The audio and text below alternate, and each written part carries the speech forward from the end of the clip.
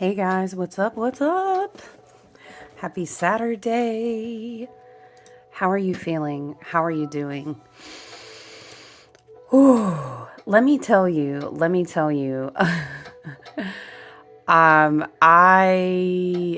don't know how to call it, you guys. Honestly, Mars coming back into Leo. I think. Let me get a pen. Ooh, that's loud. Is that loud? Excuse me. Mars returns to Leo, you guys. That's what we're checking in on. But you know what's wild is there are so many other planets in this conversation. Let me oh my goodness gracious. There it's I'm just looking at the chart. We done pulled Black Moon, Lilith, and Scorpio in on the conversation. Wow.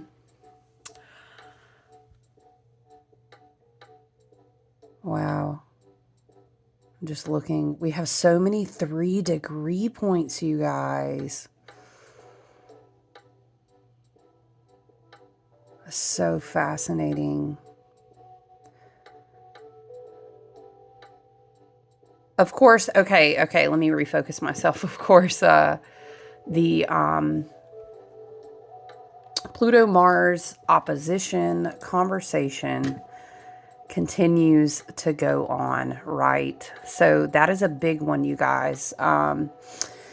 If you look oppositions, they're so easy to see. You know what? I didn't print this chart out. Let's put Pluto, Mars. I'm going to write op, right? Like opposition. They are opposing each other. And this has been what we say a series. It's happened 3 times.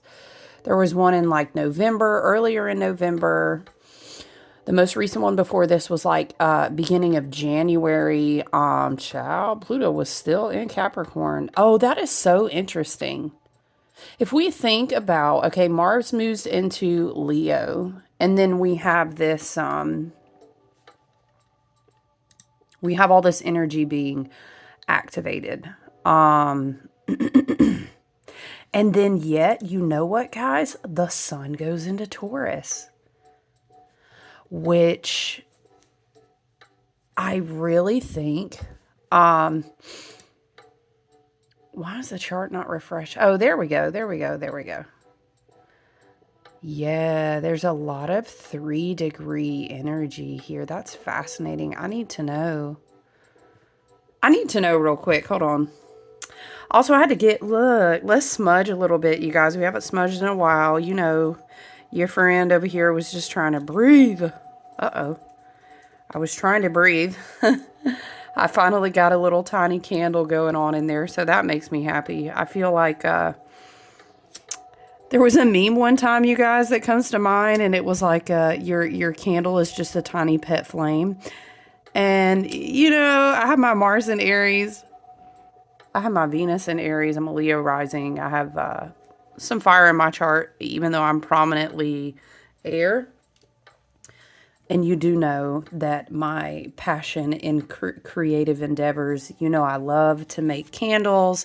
I make candles for ritual. I make custom candles. If you ever get a chance, check out my website. But yeah, I feel weird when I don't have a candle with me, but that's okay. I also wanted to bring in, maybe it's some Mars and Leo, but I wanted to bring in some energy. So I was just grabbing little pieces off my altar. I do always love my Herkimer diamond. Maybe we'll read some messages from the Herky. This one is very, very special to me. At the time I got it, me and Herky we done been through some things. We've seen some things, okay? Anyway, I love that I got my dragonfly wing. I've got my beetle, my whole Egyptian vibe going on over here. But yeah, let's get into it. Get some rosemary smudging.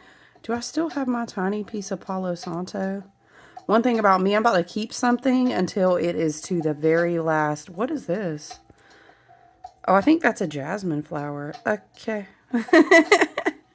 It's always some kind of flower. It's a feather. It's a bug's wing. It's very witchy over here, you guys. I can't lie. Very pagan. Very earthy. Like everything you think it would be looking at my bookshelves. It really is. We're getting some Palo Santo now. Oh, gosh. Oh, my soul. That will just always... It would help if I did not drop it and burn myself in my sweater. Oh, okay. So to me, it feels good. But I can't describe the energy, you guys. It's almost like a little, like a little back of, I don't know, I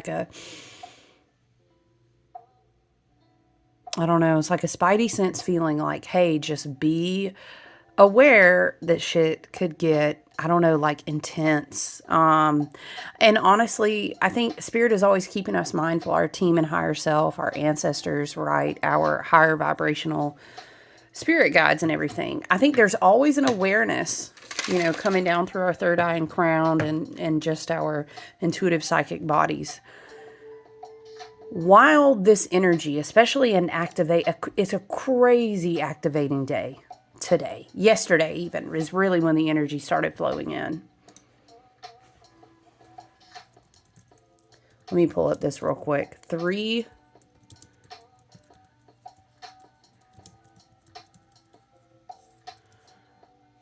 We'll see what it's about. Because this whole, whether you call it a T-square, whether you call it this thing is Pluto opposing Mars, and then the sun with Black Moon Lilith.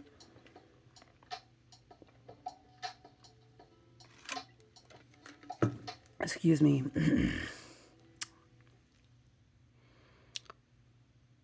Oh, no, I'm sorry. I said opposing.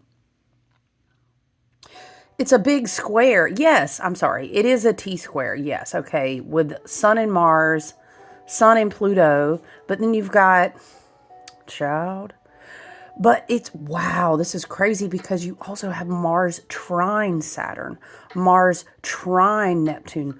Whoa. But then Mars opposing Pluto, child. So what it is really is there's so much energy coming in to really, this is what I feel like. Everything really wants to see Mars do well. Oh my gosh, Mars, like, let's go. You've been working so hard. You've been in Cancer. Mars is like drying off with the towel. He's like, whoo. And Saturn's looking at Mars like, here's looking at you, kid. And it's like Neptune is like this wise grandmother. Excuse me. And the way that Spirit is showing it to me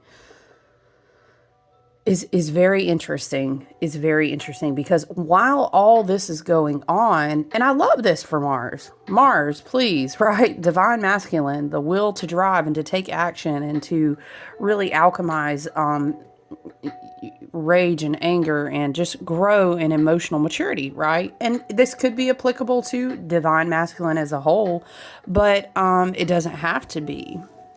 It's also, we all have those divine masculine signatures in our own energy as well, right? So it's very evolutionary energy. It's very, very powerful. It really is. But it is, so the tension point that I can see is, here's Mars. He's been doing all of his work in Cancer, right? The subconscious, the emotional self-awareness, look, I really have to clear and like alchemize a lot of these triggers, a lot of these wounds.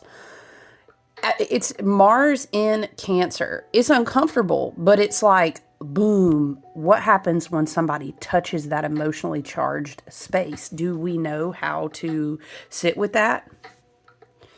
Do we know how, have we evolved, right? And are we being controlled in a subconscious way?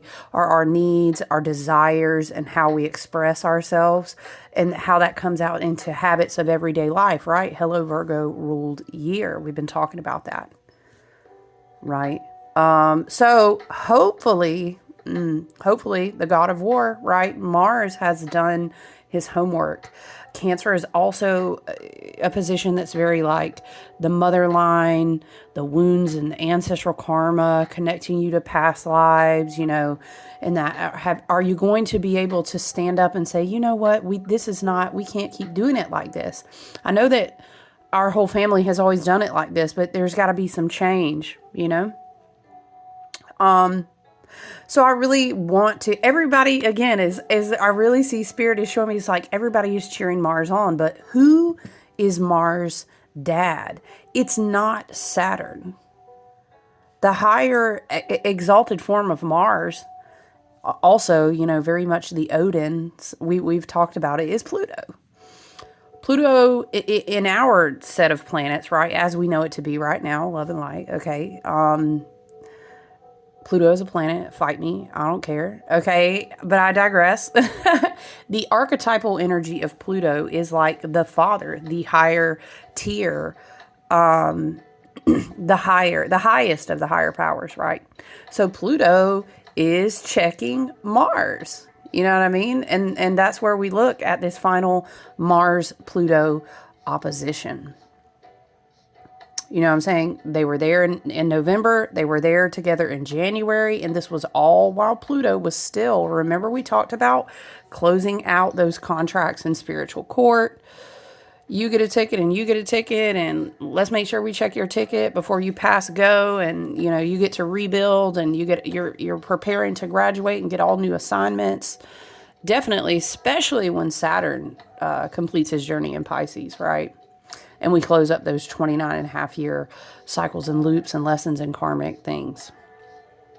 So here we find ourselves. Mars gets to dry off, get out of the water, and he gets to go back into Leo, and he loves to be there. But then he kind of has to face Pluto, right? So that is the energy that is happening right now. It's tense. And it's almost like,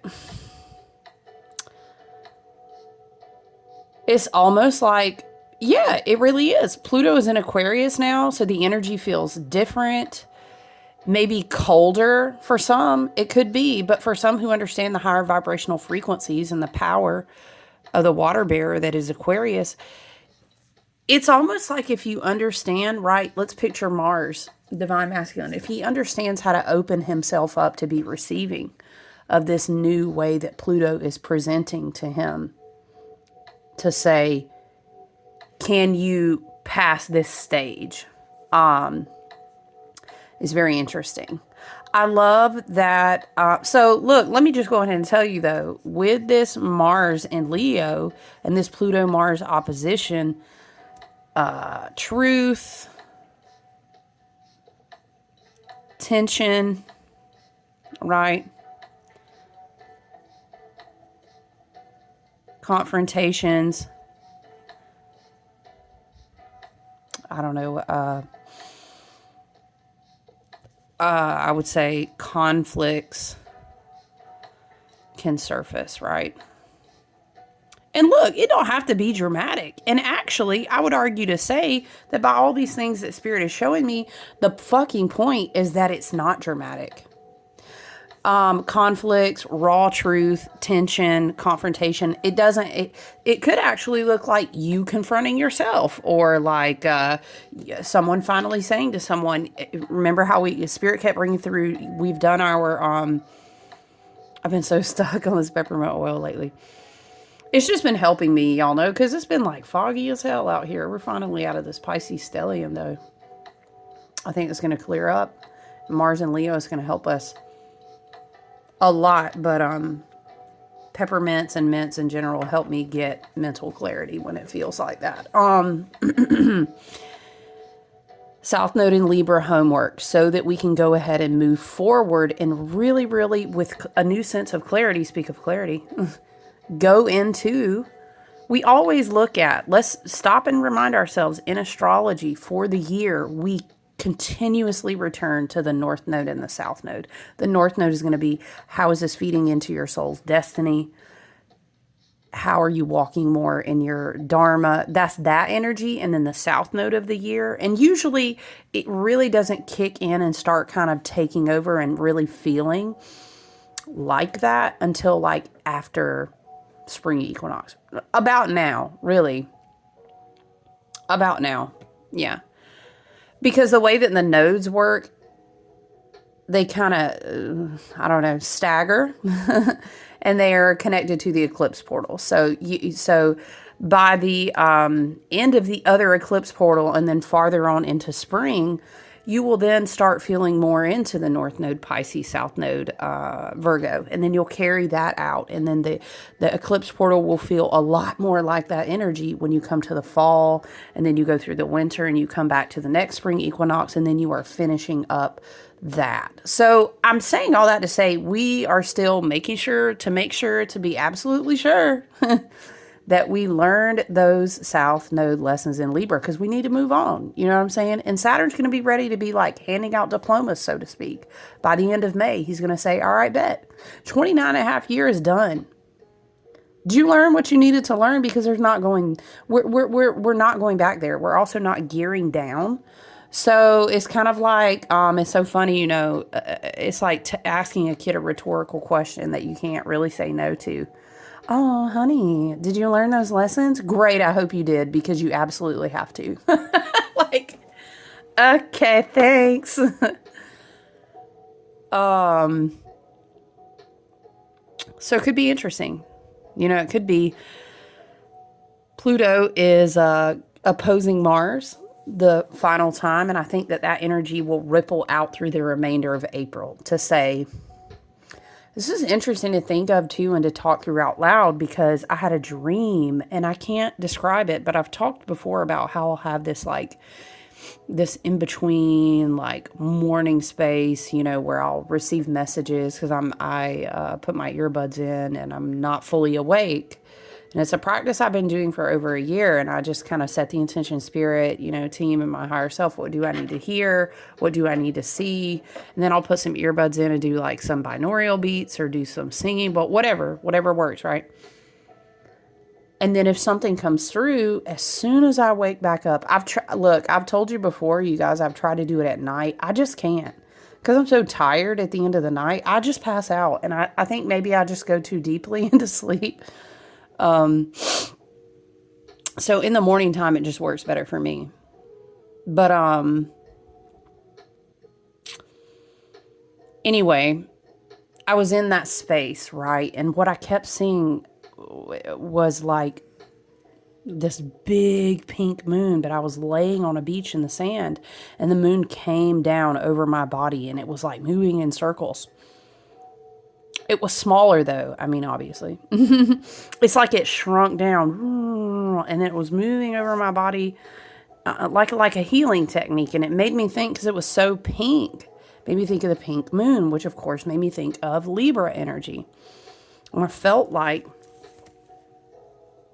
when I was, sorry, let me scratch my face. When I was journaling about it, it was like this whole message of like healing in the sacral chakra, the pink moon, Libra, which made me think of South Node in Libra. I think it was really like a cord cutting thing and a healing thing in the sacral.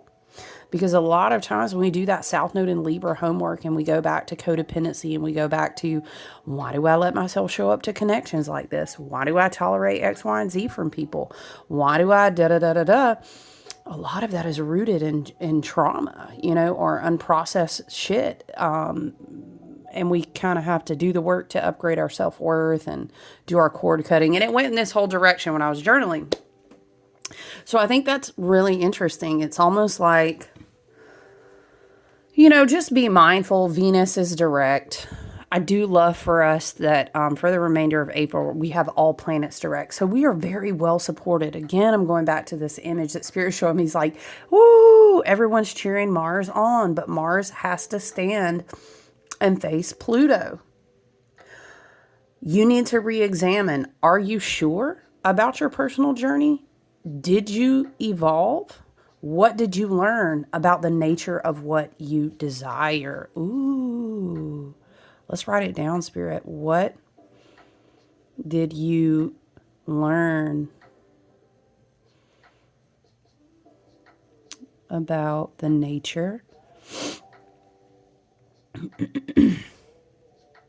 of what you desire, okay?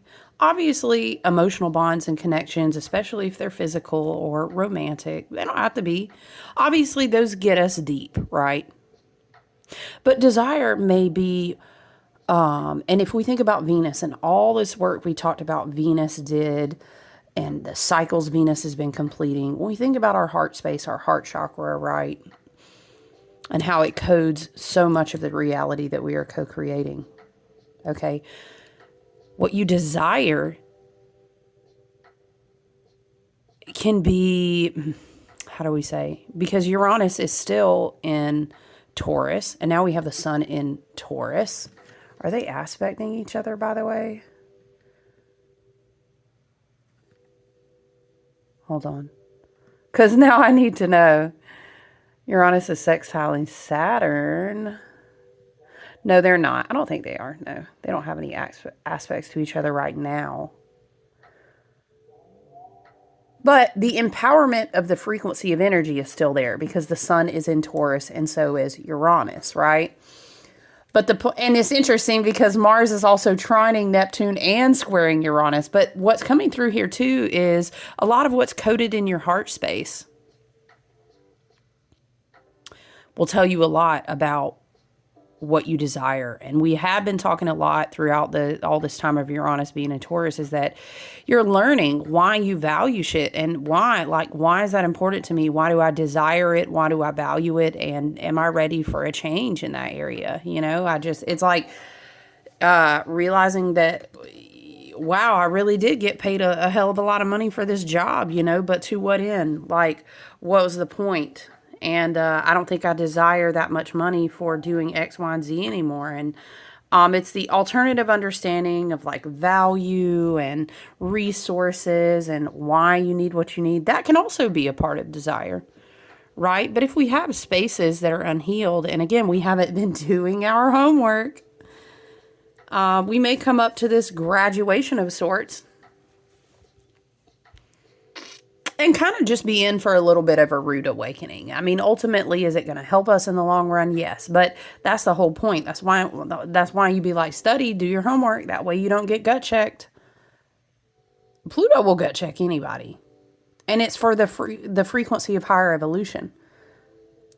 You know what I mean? But again, I will say Mars is trining Neptune and squaring Uranus, which I think is very harmonious, very, very beautiful, very supportive. It's like it's like a soft, comforting galactic grandmother, right? That's always how I talk about Neptune. Grandmother Willow, but like very spiritual galactic, very high tier, beautiful energy.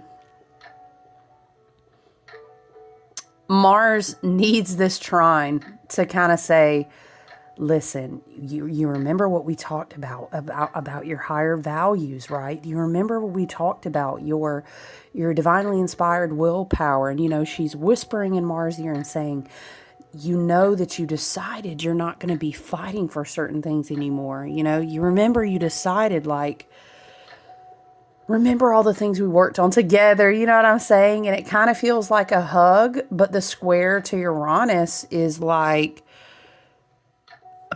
I don't know, I'm seeing the tower. You know, some things may break down, but it's almost like saying, Mars, respond to it differently than you did all these other times, because sometimes a whole fucking thing will crumble and then you'll be like, oh my gosh, I never would have seen X, Y, and Z if that didn't fall apart. That's how Uranus works, okay? So it is bold. It does take courage. Spirit is saying, you will need boldness and courage. It's a lot of breakdown energy, honestly.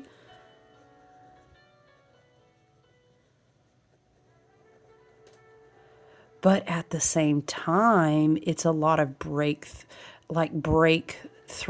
Yeah, breakdown to breakthrough. Very, very the tower. And that's a big evolution of ego. You know, we don't be hating on ego over here, but it's about I agreed, I incarnated, I contracted to have this human experience. And ego is a part of the human experience, but it's finding out how you can be conscious and intentional with that, right? And again, just as a side note, okay, Black Moon Lilith. Oh, let me go back to child. How long did we say? I encourage people to work their Black Moon Lilith energy. It's not a planet, it's a placement. It's that apogee. It's that, what you call it, point? The darkest spot behind the moon, essentially. Black Moon Lilith. There's a couple different types of Black Moon Lilith. But that's the most common one. That's what we're usually referring to anyway. I know that sounds weird. How long is she going to be?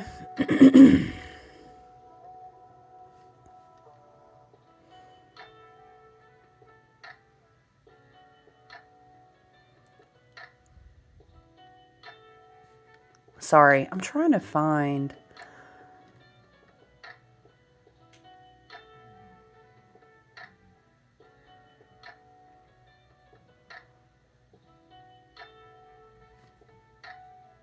Anyway, how long is Black Moon Lilith? I think it's going to be until like the fall, but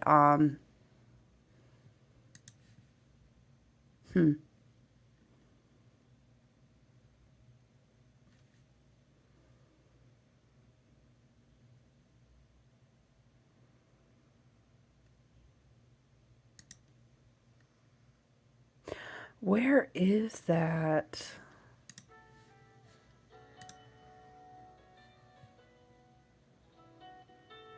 Oh, you know what? We were also going to read about what the third degree is about in astrology.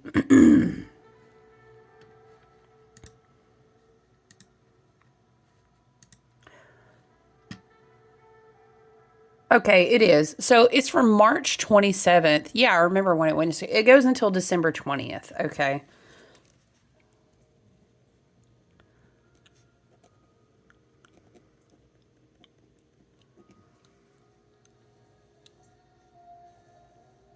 Okay, Black Moon Lilith. Somebody quoted, "Hell hath no fury like a woman scorned." You damn right. That's a great quote. But I think it's really important to understand there's a lot of aspects in the divine feminine psyche too. Hello. Okay, come on. That's an unpopular, uncomfortable opinion that, the divine feminine also has a lot of shit to alchemize too. And if she turns around and gives the ugly, weak, blase energy the same that the divine masculine did in his wounded thing, like, we're never going to get out. We're just going to keep going tit for tat. There's a lot of interesting things that could come out of Black Moon Lilith in Scorpio. We should come back and just sit down into that energy specifically. But Scorpio is intense. That even brings like power, control, struggles. Did you really do the shadow work on that trauma? It is so fascinating that she stepped into this energy, into this conversation with Pluto, Mars, the sun.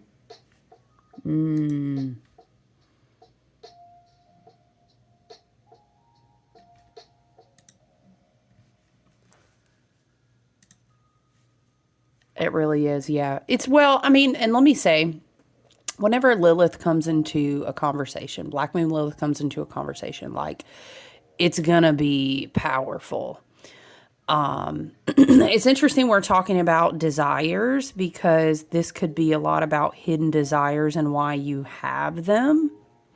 And are they rooted in a healthy, divine, sovereign place, a healed, self-aware place, or are they rooted in something that is dark, from a shadow, from a wound? And again, that's another piece that Mars, so to speak, Mars is representative, guys. You don't have to be a divine masculine. I'm saying he, but I'm just speaking metaphorically. Mars is the significator, the archetypal energy of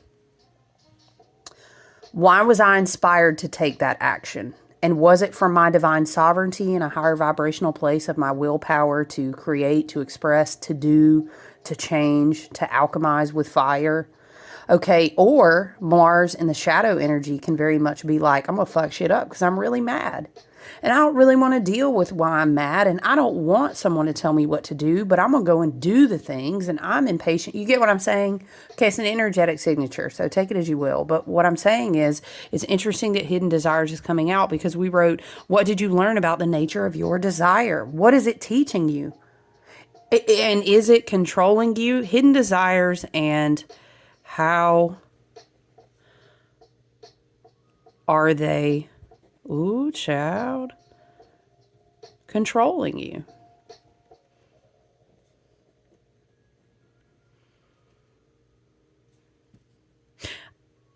I think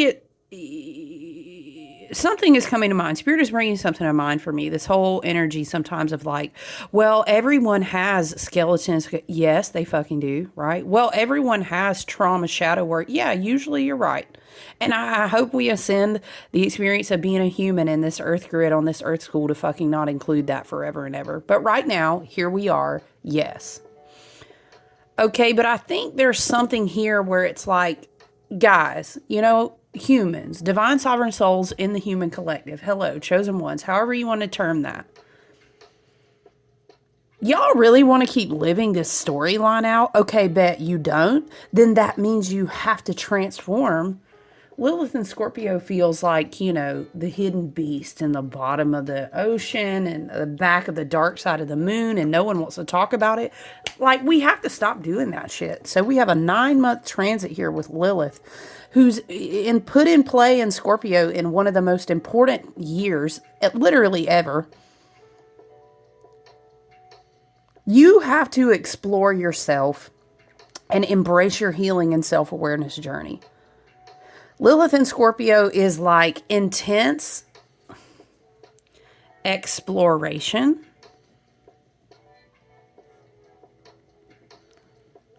Right? And it doesn't have to be negative or dirty or bad. It really doesn't. You may say, why did I shame myself for this? This has to be, it's like everybody is sitting at this table, you guys. And April is actually a beautiful time to just very open-mindedly sit with a lot of this stuff and decide for yourself what's the next best direction, right?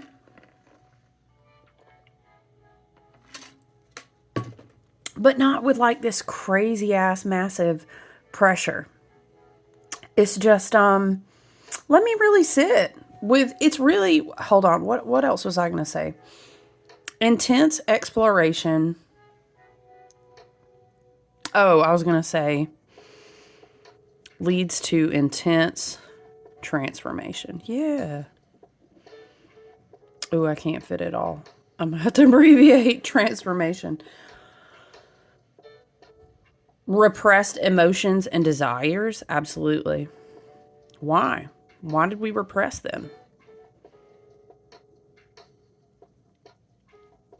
Because this is the work that's got to get done before we can get on the bus to really bring in these beautiful new energies that Pluto and Aquarius wants to redistribute through the collective.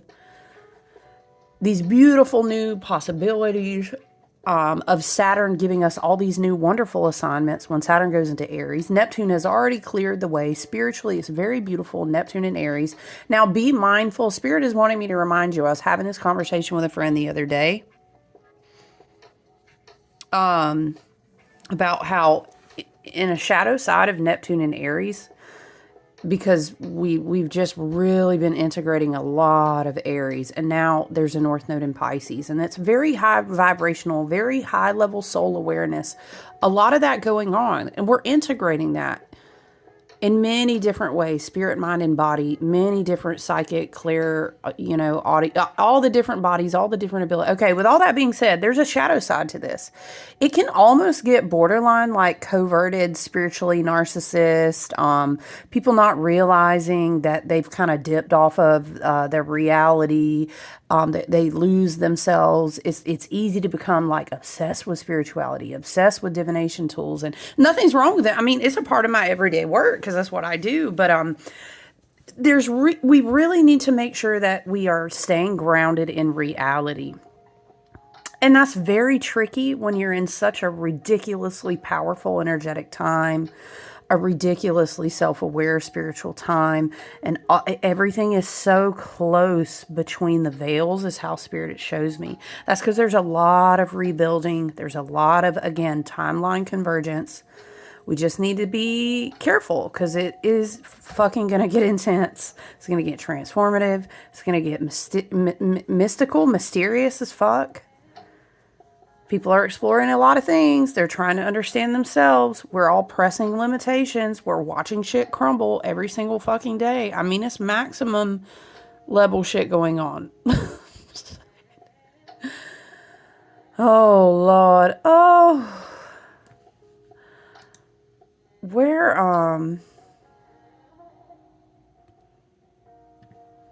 It is the year, though, of the wooden snake, you know. Let's return to that, okay? Because what really, really matters is how you can be agile in your mind, how you can return to a point of grounding yourself in embodiment, how you can sit in these wild spaces and possibly be reconstructing in your own perspective and experience, Mercury is saying, reconstructing how you see and understand fucking literally everything. However, you still have to return to being grounded. You still have to come back to the body. Okay, you do. It's so important. It's important that we're vigilant, that we're flexing and adapting, that we're being resourceful. It is, and it was so interesting. I was reading this astrology article the other day, and this person had basically went back through the different astrology that had happened in snake years. And they're always full of like evolution and like crazy expansive growth. So I thought that was super fascinating. And really cool that someone actually did that. But a part of the snake year was them looking at where Lilith was, because you know what I'm saying? Hello, the representation. Yes, I do have a tattoo, because Lilith and I did some years together, and she taught me how to ingest the darkness and the poison for immunity and strength. Okay, we did time. You know what I mean? Me and Lilith. It was really interesting, though, and they talked about how, like, okay, Lilith spent time in Libra from January 1st to, you know what, child, let's put a pin note in this. We need to come back. I need to go back to that article and take some notes, and we need to talk through Lilith. I think Lilith is so huge in returning back to thinking about this fucking Year of the Green Snake. Very interesting how Lilith can fit into this. I think that's going to be super important. So,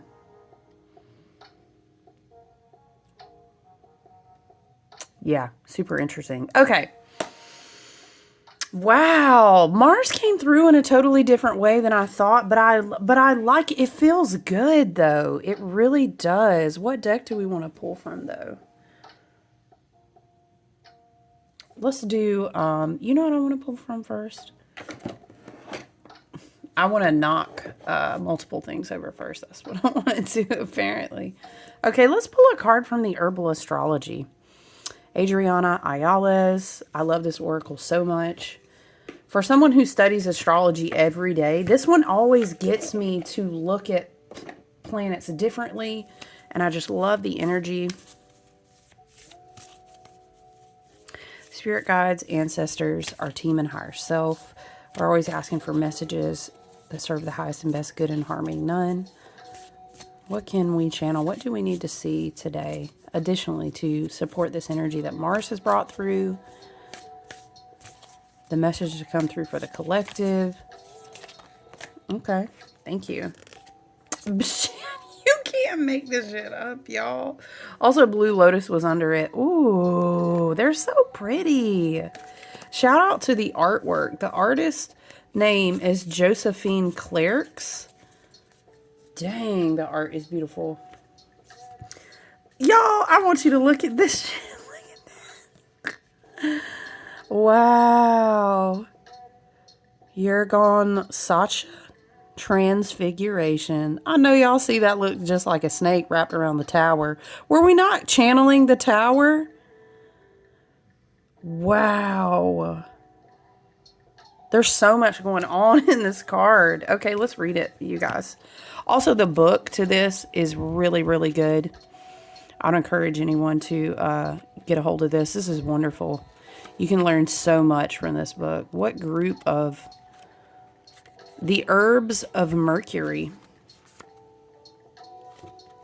Has Mercury made it back to Aries yet? Yes, that's right. Mercury's at the 2nd degree. The herbs of Mercury. Okay, wow. So we have Mars and Mercury energy embodied in this card, and they're both in fire signs. Ooh, child. Okay. Unforeseen change, breakdown, transfiguration, poison transmuted. Was I not just saying that? Listen, y'all can't make this shit up. Okay. Evil neutralize. Yes, we do claim that. Okay. Rising from the ashes. It's giving Black Moon, Lilith, and Scorpio, the divine phoenix. Okay, reversed or shadow energy would be crisis, destruction, black magic. We rebuke that shit and return it to the sender, okay? Bad intention, sorcery, poison, being made humble, okay? Mars and Pluto. Oh, I said Mars and... Y'all, that's even better. Oh, okay, I was looking at that wrong. It's Mars and Pluto on the opposition day, child. Come on, Spirit. Spirit, come through, okay? Yergon Sacha. I don't even know if you... I don't want to say it in the country way. Jurgen Sacha? No. However you say it, okay? Love and light. I'm sorry. As its indigenous uses directly mirror its appearance. I'm sorry. Jurgen Sacha is a signature plant. As its indigenous uses directly mirror its appearance. Its mottled coloring calls to mind a poisonous snake native to the Amazon, and local villages use the starchy root as an anti-venom. In Peru and Ecuador, the snake and plant are both called Yergon Sacha or Fer de Lance. In Brazil, the snake is named Jararaca, and the plant Erva Jararaca, which translates to snake herb. Ooh, snake herb. Y'all, I gotta look this up. I feel like I need some, like, today. Snake herb. Wow. Okay. In the Amazon, the bloody resin of this plant... Look, I need to know right now. Y'all are so impatient. I need to know right now. Right now. Yergon Sacha. Can you get this resin? Y'all, you can.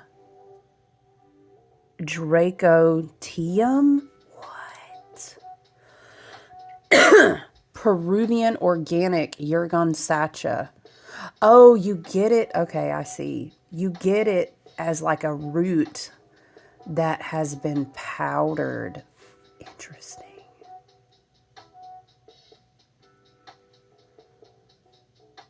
You can get liquid. Extract seems to be very common, but you can get the powder if you wanted to do like an incense. Dracontium lauratense. Sounds like you're about to... Okay. Noted.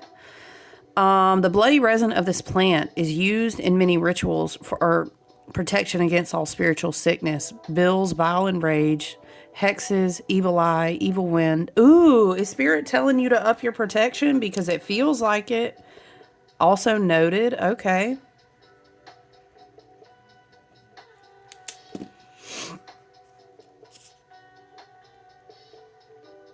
And protection against brujos, malvados, black magic sorcerers. Rebuke it and return it to the sender threefold. All right. Considered a neutralizer of the highest order. Wow. Yergon Sacha converts... This is just how my brain works, y'all. Now, I need to know how to say it because I feel like I'm really connecting with it and I'm going to get it and use it and possibly make something. I might make a candle, y'all. Pronunciation. Please tell us how to say it.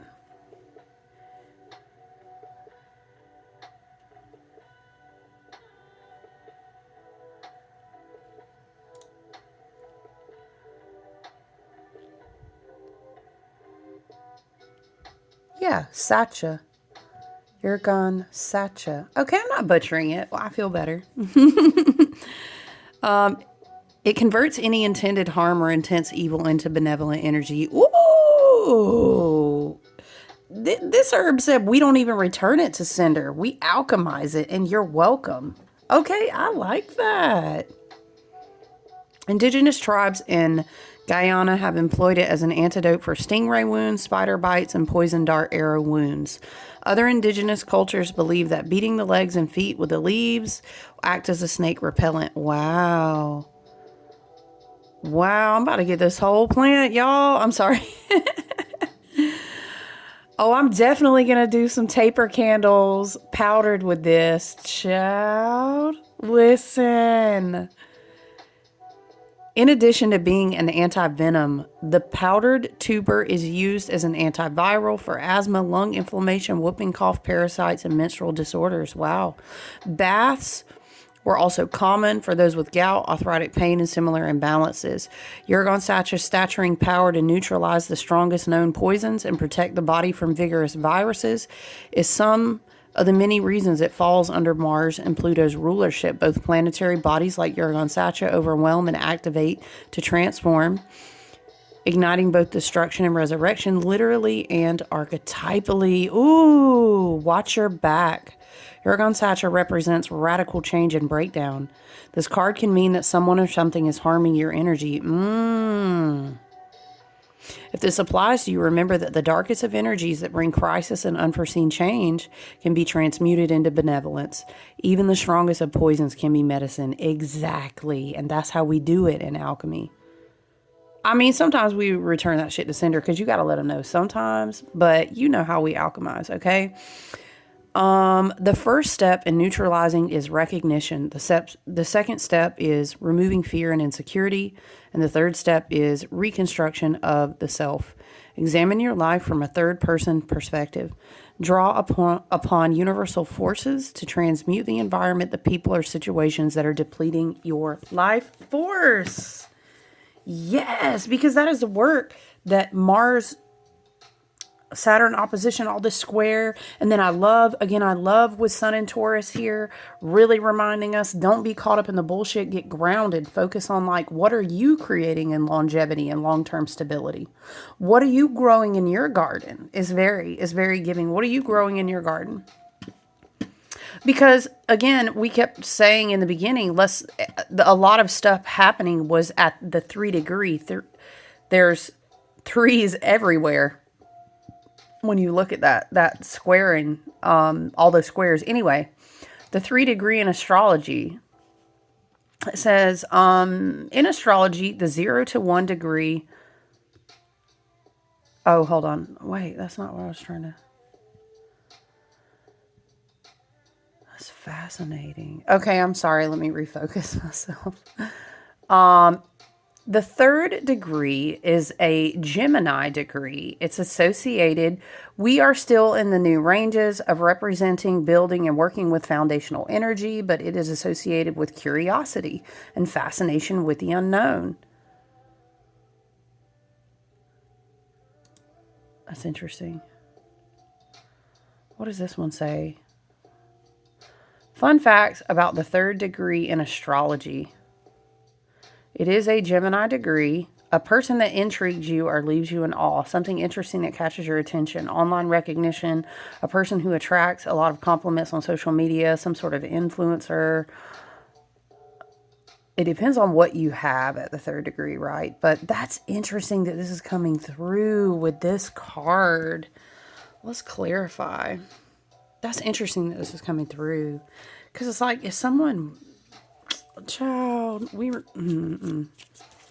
protect yourself against energy, maybe taking a break from social media, maybe being overly curious or someone being overly curious about you. Okay, just, You know how I've been talking about in the year of the hermit and the wooden snake. We need to be grounded and embodied, taking good care of our spirit, mind, body. Your spiritual habits and routines are going to be to the utmost because, look, why is it giving this watching vibe? Like, I wish I could travel, or I wish I could call them. I don't know. I wish I could call them. Why is that coming through? Hidden desires. Someone being controlled by hidden desires. Waiting for a breakthrough. I don't know. And this can also be like, don't block the manifestation of visions that you want to call forth because you're kind of burning yourself out on maybe maybe a truth came to light, because now Mercury is direct. It's not retrograde anymore, even though we're really still in the shadow of it. Maybe something you found out, you know what I'm saying? Because it is a truth, tension, conflict. Things are arising. What did it teach you? Maybe you're reconsidering goals and visions and what you aspire to because some things are breaking down, and that's okay. That's okay. It takes courage to see something clearly, Spirit is saying.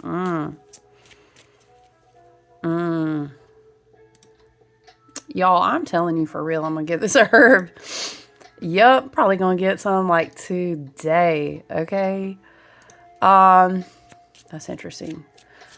Two of Wands is definitely like get out of your comfort zone. Okay, something could be breaking down or coming through and revealing a hidden desire to you, and you just be like, the other shit is not going to control me anymore. Maybe the breakdown happened so that you could break through to see like a place you can expand out of your comfort zone. Maybe it's giving like, I'm really glad the other shit fell apart because now I'm ready to pursue this. I don't know, it's like a new adventure. There's this energy of like not being afraid. Don't sit in past energy out of fear. That's coming through. This can be like alchemizing fear.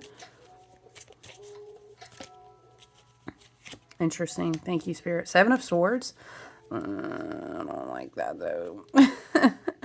7 of Swords on the 2 of Wands is like someone is envisioning you, but not with the best intentions. Not really a fan of that. Okay, maybe Spirit is bringing this type of energy through because you're meant to see something or preparing you that you will see something that will show you a truth. And it's not out of fear. It's just saying, look, this might lead you to a place where you need to understand that something was controlling you.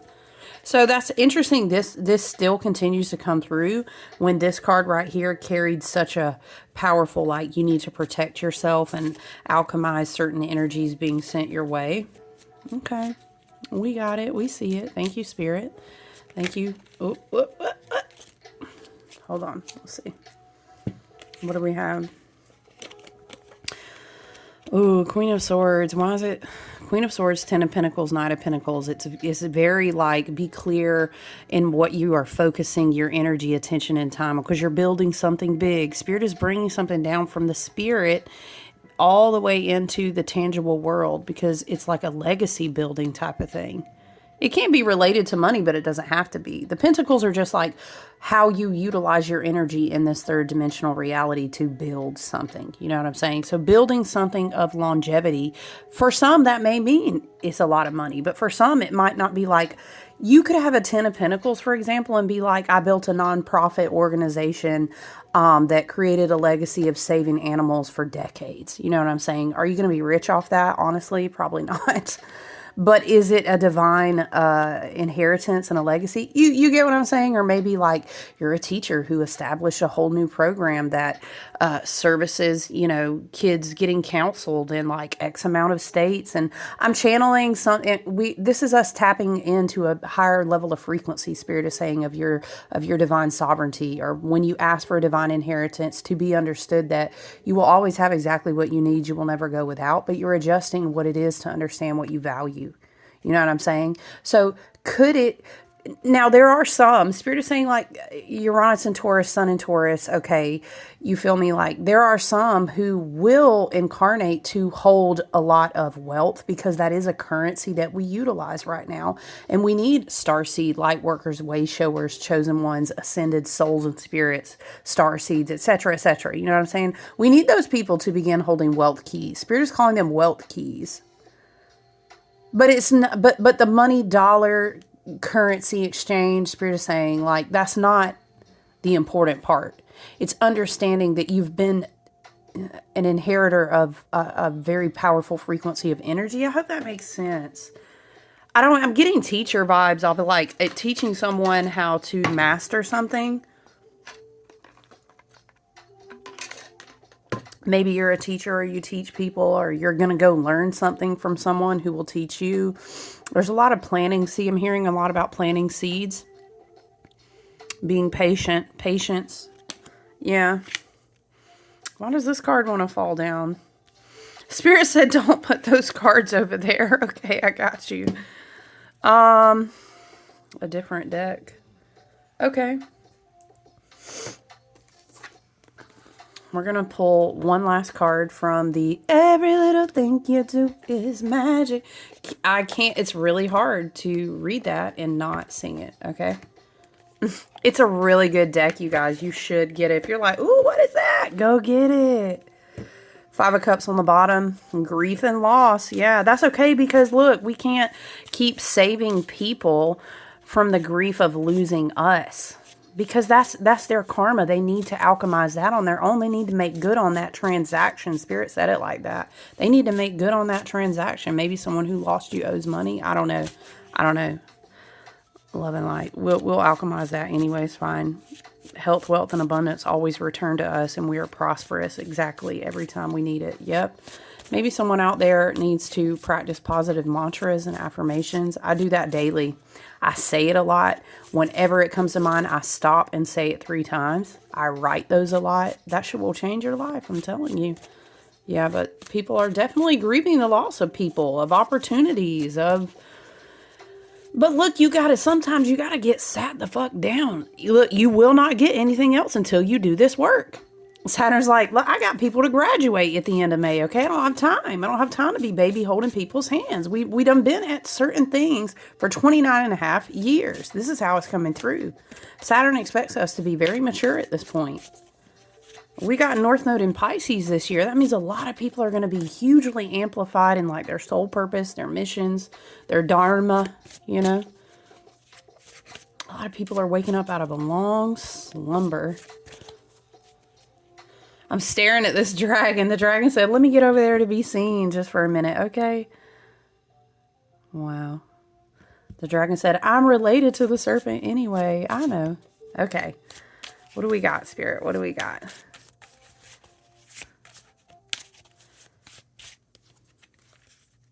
Oh, the star.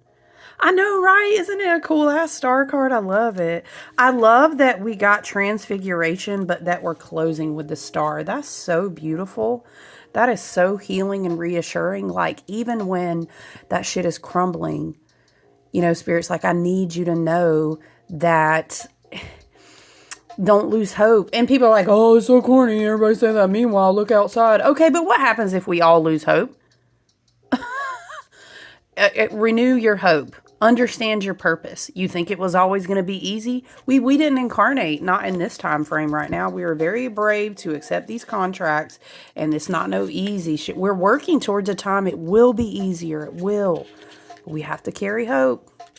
We got to keep on that healing path. I know it's tiring. It's fine to rest, but we're not going to go doing shit like staying there, staying depressed, and love and light. I know if you have any mental issues, I am not, able to diagnose you. And I know that sometimes some of us really are depressed. I get that. I'm not knocking that. You know what I'm saying? But I'm saying staying in an energy that causes you in a frequency that's lower to lose your faith. And the whole reason that you had the purpose to begin with. You know what I'm saying? Okay.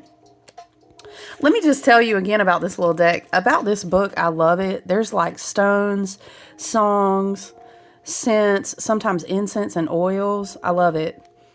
The numerology of 17, harmony, balance, and celestial inspiration. 17 reduces to an 8. So maybe you have Leo or Aquarius in your chart, or this takes me back to the year of 8 last year. Maybe last year in Leo or Aquarius season, you're being drawn back to something or some time. Even on the darkest nights, there is a shimmer of light in the sky. They're not always easy to see or feel, but the stars remain steady and glittering. Within them, there is hope and peace to be found. Pause and look beyond whatever is clouding your connection to your higher self. Now is the time to listen to your inner voice, the calming heavenly space where clarity abounds. I love that this says, just for now, there's no need for action. Okay? Now is a time of revelry and hope and wonder, a peace found in unknowing. Rest under the light of the stars. I love this. The reversed or like cautionary energy, the shadow energy says, you may be finding yourself calling out to the universe, what now? Where do I go from here? And I fucking feel that, man. Even us who are very filled, like with our soul purpose. And it's like, man, I've been at this journey for a while now, 12 years, man.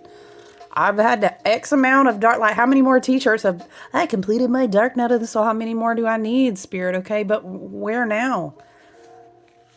Right? Trust that this period is simply clarifying the pursuit of new purpose is necessary. Seek new inspiration. Seek new inspiration. I like that.